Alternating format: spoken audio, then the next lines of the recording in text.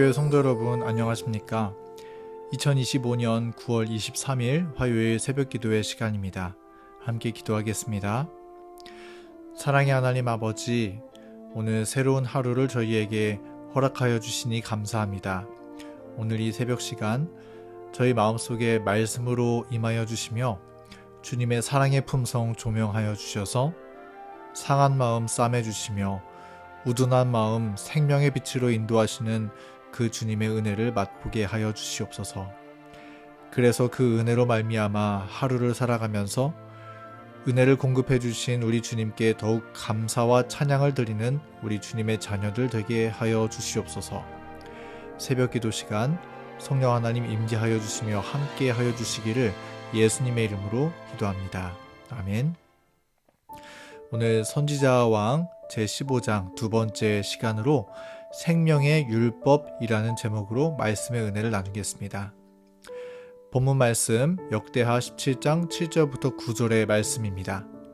그가 왕위에 있은 지 3년에 그의 방백들 벤하엘과 오바댜와 스가랴와 느다넬과 미가야를 보내어 유다 여러 성읍에 가서 가르치게 하고 또 그들과 함께 레위 사람 스마야와 느다냐와 스바댜와 아사헬과 스미라못과 여호나단과 아도니야와 도비야와 도바도니야 등 레위 사람들을 보내고 또 저희와 함께 제사장 엘리사마와 여호람을 보내었더니 그들이 여호와의 율법책을 가지고 유다에서 가르치되 그 모든 유다 성읍들로 두루 다니며 백성들을 가르쳤더라. 아멘. 여호사밧은 하나님을 경외하는 마음으로 이스라엘의 영적 개혁을 단호하게 추진해 나갔습니다. 여호사밧은 그의 통치 초기에 이스라엘의 산당을 파하고 우상을 제거했습니다. 그리고 남색하는 자를 쫓아내어 이스라엘을 정결하게 하는 일에 힘썼습니다.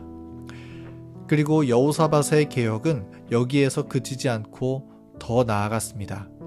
그의 개혁은 단지 이스라엘에서 죄악된 일을 뿌리 뽑는 데서 그친 것이 아니라 그들에게 하나님의 율법을 가르쳐 깨닫게 하므로 이제 그들의 빈 마음을 하나님의 생명의 말씀으로 가득 채우고자 하였습니다.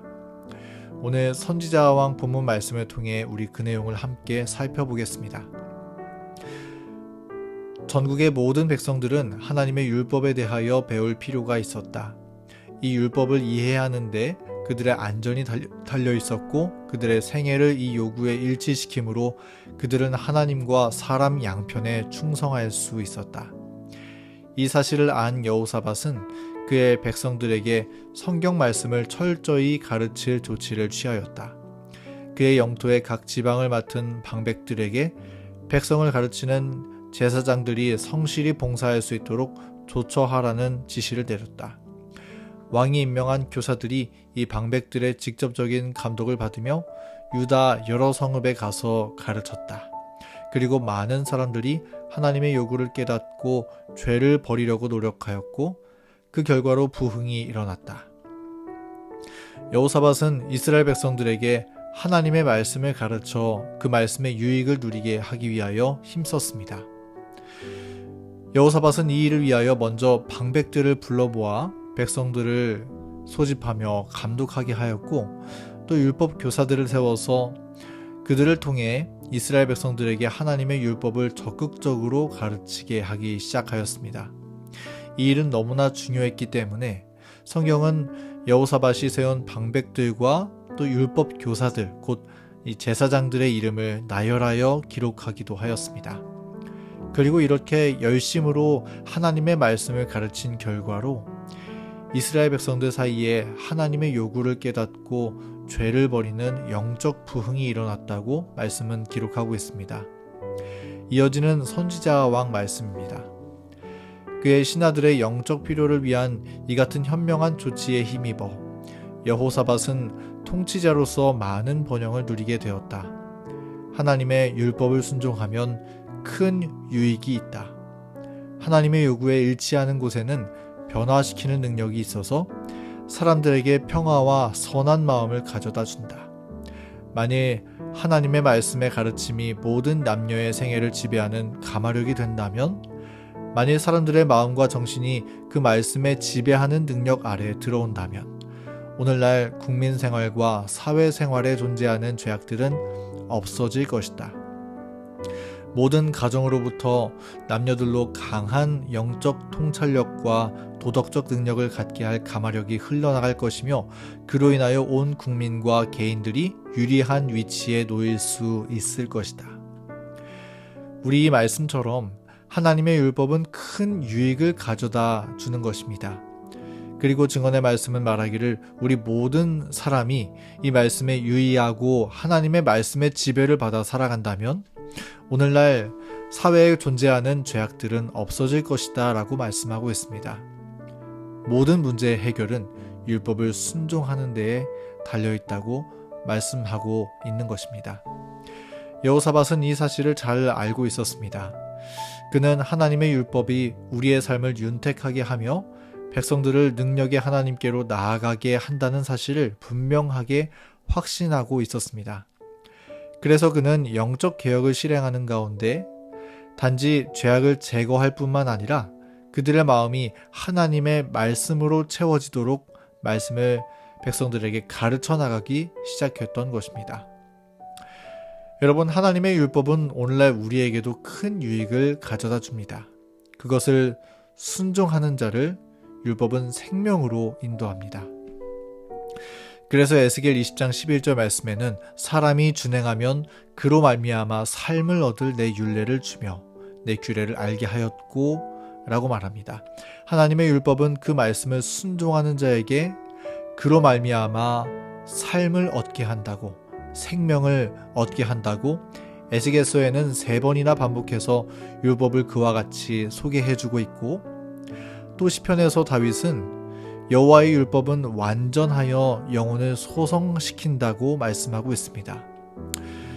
또 다윗은 이 율법이 너무나도 소중하기 때문에 하나님의 율법의 아름다움을 서술한 시편 119편 무려 176절에 달하는 그 말씀 가운데서 고백하기를 내가 주의 계명들을 사모함으로 내가 입을 열고 헐떡였나이다 라고 말했습니다.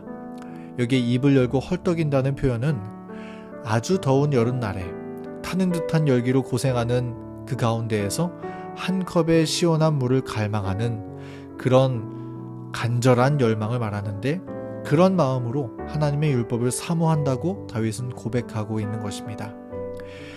이처럼 율법은 참으로 좋은 것입니다.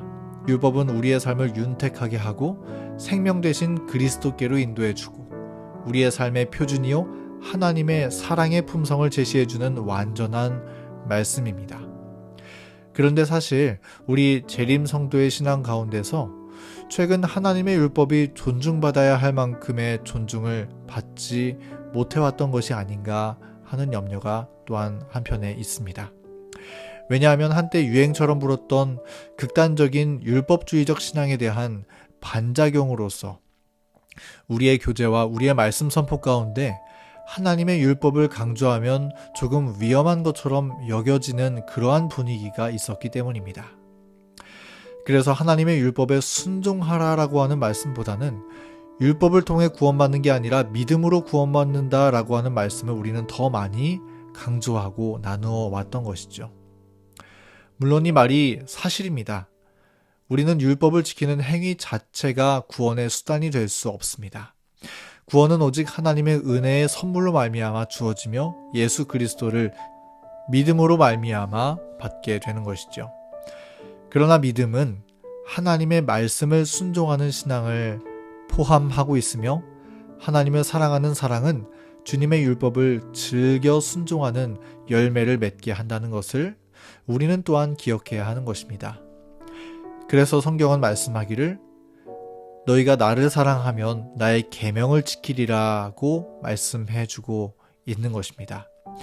그처럼 하나님을 뜨겁게 사랑할 때 하나님의 율법의 참된 가치를 깨닫고 그 율법이야말로 사람이 순종하면 그로 말미암아 삶을 얻게 될 생명의 율법이 된다는 사실을 우리는 발견할 수 있게 되는 것입니다. 우리 예수님께서 천지가 없어지기까지 1.1획이라도 변하지 않을 것이라 선포하신 그 소중한 율법은 그러므로 오늘날도 여전히 유효하며 여전히 우리의 삶을 생명과 축복으로 이끌어주는 선생이 되는 것이지요. 여러분, 이러한 사실을 기억하시면서 오늘 우리의 삶에서 하나님의 율법을 존중하고 그것을 즐겨 순종하는 저와 여러분 되기를 간절히 바랍니다.